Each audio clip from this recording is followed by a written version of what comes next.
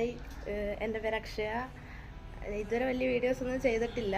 അപ്പം ഇന്ന് ചെയ്യുന്നത് ഒരിടത്തുവരെ പോകാൻ വേണ്ടിയിട്ടാണ്. നമ്മൾ സ്കൂൾ ഓപ്പണിംഗ് ഒക്കെ ആയപ്പം അവർക്ക് വേണ്ടുന്ന കുറച്ച് സാധനമൊക്കെ ആയിട്ട് ഒരാളെ പോയി കണ്ടിട്ട് വരാമെന്ന് വിചാരിച്ച് പോയിട്ട് വരാം.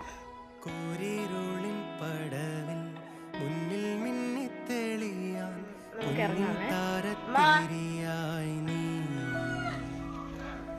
വിണ്ണിൽ നിന്നും പറന്നിൻ നെഞ്ചിൻ കൊമ്പിലിരുന്നേ മാലാഖപ്പൂവിതളേ നീ.